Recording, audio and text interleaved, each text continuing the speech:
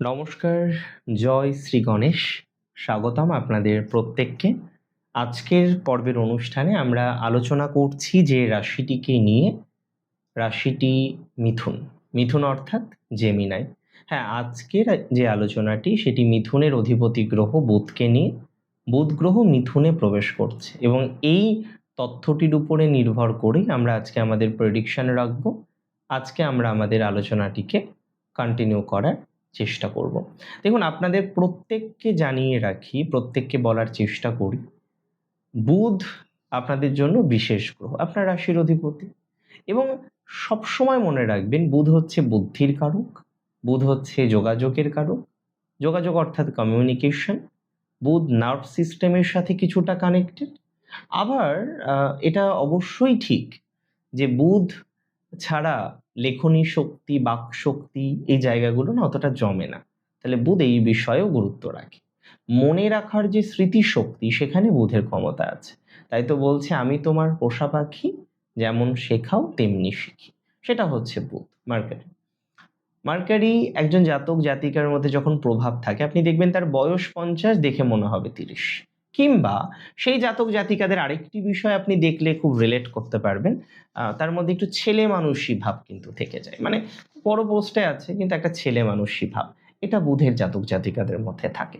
একটা শিশু সুলভ আচরণ, সেটা বুধের মধ্যে থাকবে। তীক্ষ্ণ বুদ্ধিও থাকবে, শিশু সুলভ আচরণও থাকবে।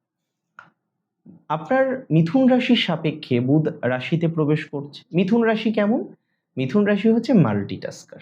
প্রচুর নলেজ আছে, প্রচুর বিষয়ে ভাষা নলেজ রাখে, প্রচুর বিষয় জানে মিথুন। এটা অস্বীকার করব না যে মিথুন অনেক বিষয়ে ভাষা নলেজ রাখে, অনেক বিষয় জানে, কিন্তু এই বহুমুখিতাই আপনার সমস্যার অন্যতম কারণ। সেন্স অফ হিউমার মিথুনের প্রচুর বেশি। কোনো আড্ডা যখন চলছে আর সেখানে যদি মিথুন থাকে, মাথায় রাখবেন সেই আড্ডা বোরিং হতে পারে না। মিথুন রাশির জাতক জাতিকারা জায়গাটাকে মাতিয়ে তুলতে পারেন। বন্ধু তৈরি করতে তো একেবারে ওস্তাদ, তবে বন্ধু রিটেন করার ক্ষেত্রে মিথুনের ভাগ্যটা অতটা ভালো নয়। দেখবেন খেয়াল করে, লাইফে প্রচুর ফ্রেন্ড তৈরি হয়েছে, প্রচুর বন্ধু তৈরি হয়েছে, কি হয়েছে তো, কিন্তু কতজন বন্ধু আপনার রিটেন করলো বলুন তো? কতজন বন্ধু আছে আপনার এখন? প্র্যাকটিক্যালি কিন্তু অতটা বন্ধুর জায়গা আমরা মিথুনের ক্ষেত্রে পাই না। বাট হ্যাঁ, এটা অস্বীকার করব না যে মিথুনের প্রচুর বন্ধু আছে, প্রচুর মানুষকে চেনেন, জানেন। ভালো বন্ধুর সংখ্যাটা কম, এটা মিথুনও জানে। এখন কথা হলো, মিথুন রাশির জাতক জাতিকাদের মার্কারি তার রাশিতে প্রবেশ করছে 7ই জুলাই। কেন প্রবেশ করছে? এই তো কর্কটে ছিল, রেট্রোগ্রেডেশনের কারণে, বক্রগতির কারণে মিথুনে প্রবেশ করবে বুধ এবং এখানে থাকবে, জানেন তো, এখানে কন্টিনিউ করবে। অলমোস্ট আমি মনে করি এটা কন্টিনিউয়েশনটা চলবে আপাতত 24শে জুলাই এবং 5th আগস্ট, মানে হ্যাঁ 5th আগস্ট পর্যন্ত অবস্থান করবে। 1 মাসের ট্রানজিট। এই 1 মাসে দু ধরনের ফল পাবেন। একটা ফল পাবেন 7ই জুলাই থেকে 24শে জুলাই পর্যন্ত এক ধরনের ফল, আর এক ধরনের ফল আপনি পাবেন 24শে জুলাই থেকে 5th আগস্ট পর্যন্ত। চলুন এবার ফলটাকে রিফাইন করি। দেখুন, মিথুন রাশির জাতক জাতিকাদের যারা চাকরি পরিবর্তন করতে চান, কারা?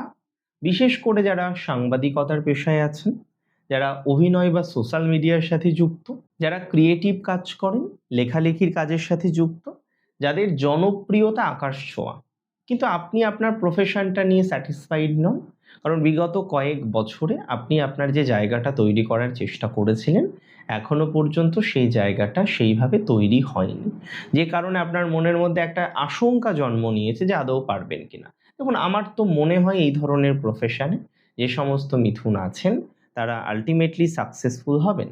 আপনাদের ব্রেনটা বেসিক্যালি অনেক সময় কম্পিউটারের মতো ফাস্ট কাজ করে, মাঝে মাঝে আপনি একটু বেশি ব্যস্ত হয়ে যান।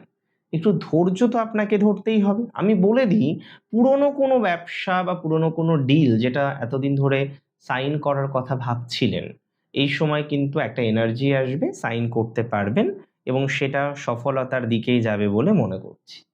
আমি মনে করি যাদের শারীরিক অসুস্থতা চলছিল, মানসিকভাবে একটু সমস্যার মধ্যে ছিলেন, সামগ্রিক জীবন, দেখুন লগ্ন বা রাশি কিন্তু সামগ্রিক জীবন। আজকে একজনের লগ্ন ডিস্টার্ব, তার মানে তার সামগ্রিক জীবনেই ডিস্টার্ব। এটা নয় তার একটা পার্টিকুলার ম্যাটারে, তার অনেক বিষয়ে সমস্যা থাকতে পারে। এই যে জায়গাটা, এটা অনেকটা ইমপ্রুভমেন্টের দিকে যাবে বলে আমার অন্ততপক্ষে মনে হয়। বুধ আপনাদের রাশির ১ম, আপনার ব্যক্তিত্বে এবং ৪র্থ পতি। সো আপনার এডুকেশন, আপনার স্বাস্থ্য নিয়ে যে বিষয়গুলো খুব আটকে ছিল, অনেক চেষ্টা করেও যে জায়গাগুলো আপনি মোটেই সমাধান করতে পারছিলেন না, অনেক চেষ্টা করেও যে জায়গাগুলো আপনার সমাধান হচ্ছিল না, এই জায়গাগুলো সমাধান হবে। আপনি নতুন কোনো প্রজেক্ট শুরু করার কথা ভাবতে পারেন ২৪শে জুলাই থেকে। তাহলে ২৪শে জুলাই পর্যন্ত পুরনো বিষয়বস্তুগুলো নিয়ে আমরা একটু দেখে নিলাম যে এই বিষয়গুলো হতে পারে। ২৪শে জুলাইয়ের পর আমি আপনাকে বলে দিচ্ছি, আপনার বিদ্যার জায়গাটা প্রচুর ডেভেলপ করবে। যাদের কোনো অ্যাডমিশন রিলেটেড প্রবলেম আছে, সমস্যা আছে, তারা অ্যাডমিশনের দিক থেকে অনেকটা সমাধান পাবেন। অনেকেই আছেন যাদের অ্যাডমিশন রিলেটেড ডিস্টারবেন্স চলছে, অনেকেই আছেন যাদের অ্যাডমিশনের জায়গাটা ভালো নয়। হাজার রকম চেষ্টা করেও অ্যাডমিশন রিলেটেড প্রবলেমটাকে সমাধান করতে পারছেন না। আমি কিন্তু আপনাকে বলে দিচ্ছি সমাধান হবে।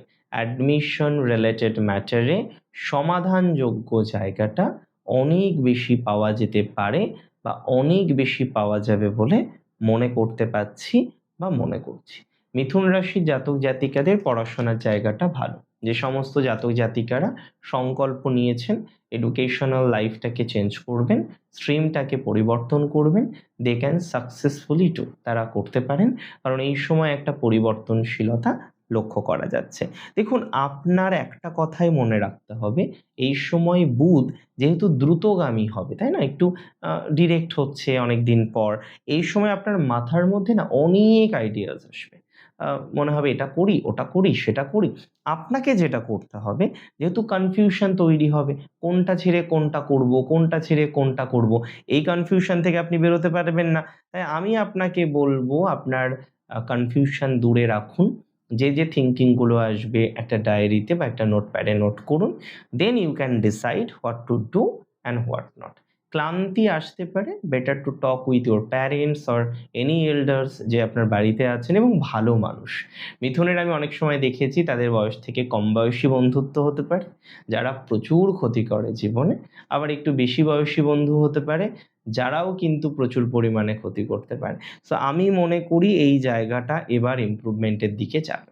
মিথুন রাশির জাতক জাতিকাদের ক্ষেত্রে দেখুন, রাত্রে পর্যাপ্ত ঘুমানোর অভ্যাস করবেন। কারণ এই সময়ে এত সক্রিয়তা, হয়তো রাত্রে ঘুমাতেই ভুলে গেলেন। না, এটা প্র্যাকটিক্যালি হবে না, কিন্তু অনেক ক্ষেত্রে হয়। আমি দেখেছি ভাবতে রাত ২টো বেজে গেছে। এটা করবেন না, হ্যাঁ? এটা আপনার স্নায়ুর প্রতি প্রচুর প্রভাব বিস্তার করে মিথুন রাশির ক্ষেত্রে। মিথুন রাশির জাতক জাতিকাদের এই সময়ে প্রফেশনাল জায়গাটা ভালো হবে। নতুন চাকরি পাওয়ার প্রবণতা দেখতে পাচ্ছি। এডুকেশনাল লাইফটা পজিটিভ দেখতে পাচ্ছি।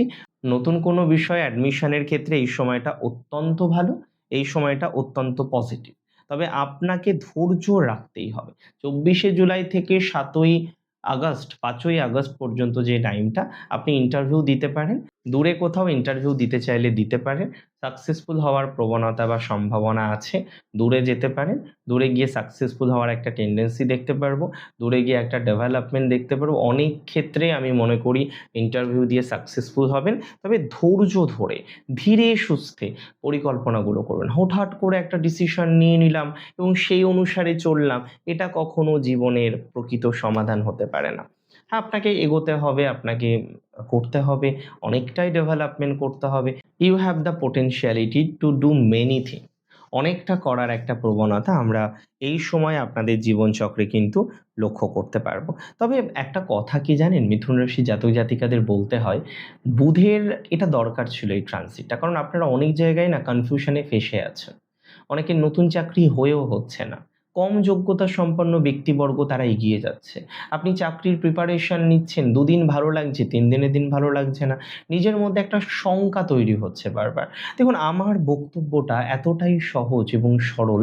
আমি মনে করি যাদের মধ্যে এই যে এত শঙ্কা তৈরি হচ্ছে, এত ডিস্টার্বেন্স তৈরি হচ্ছে, এত সমস্যা তৈরি হচ্ছে, সব শঙ্কা, আশঙ্কা এগুলো দূরে পাঠিয়ে দিন, দূরে ফেলে দিন। কোনো প্রয়োজন নেই এই শঙ্কাগুলোর। এগুলো নিছক শঙ্কা। এই শঙ্কাগুলোর কোনো প্রয়োজনীয়তাই নেই বলে আমি মনে করি। কারণ এগুলো বেসলেস। এগুলোর উপরে জীবন চলবে না, এগুলোর উপরে জীবন চলে না। আজকে মিথুন রাশির জাতক জাতিকাদের যে টাইমিংটা, এটা এটা খুব স্পেসিফিক একটা টাইমিং, বারবার এই সময় পাওয়া যাবে না। তাই আপনার ডিসিশন আপনাকে নিতে হবে। দেখুন, আপনার সব থেকে বড় সমস্যা কি জানেন? বললে তো রাগ হবে, বলে দিই। সেটি হলো ধৈর্য কম। শুরু করেন, প্রচুর এনার্জি নিয়ে শুরু করেন, কি উৎসাহ! ওরে বাবারে! আজকেই করে ফেলবে, আজকেই পুরো বই কমপ্লিট করে ফেলবে। এই উৎসাহটা ৫ দিন পরে কোথায় যায় বলুন তো? এই উৎসাহটাকে কন্টিনিউ করতে হবে। আপনার সময় এটা। আপনার রাশিতে বুধ, আপনার 2nd হাউসে বৃহস্পতি, এই ট্রানজিট আর পাবেন? প্র্যাকটিক্যালি পাবেন? বৃহস্পতি আ ২য় থেকে চলে যাওয়ার পর আবার ১২ বছর পর ২য় আসবে। আপনার মনে হয় যে এই সঞ্চারগুলো রোজ, রোজ পাওয়া যায়? যায় না।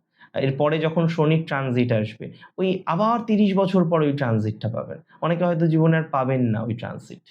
তার মানে সবথেকে ইম্পোর্টেন্ট কি জানেন? যে সময়টাকে কাজে লাগানো, সময়টাকে বুঝে নিয়ে কাজে লাগানো। আপনার উৎসাহ বজায় রাখুন। কন্টিনিউ করুন উৎসাহটাকে। সবথেকে মাথায় রাখবেন, এই সঞ্চার আপনার নাম, যশ, সফলতা এবং সাফল্যের একটা সোনালী অধ্যায়। সো এই অধ্যায়টাকে আপনাকে পজিটিভ করতে হবে, কালিমা মুক্ত করার চেষ্টা করতে হবে। অনেক ভালো থাকুন আপনারা প্রত্যেকে, সুস্থ থাকুন, স্বাভাবিক থাকুন। জয় শ্রী গণেশ।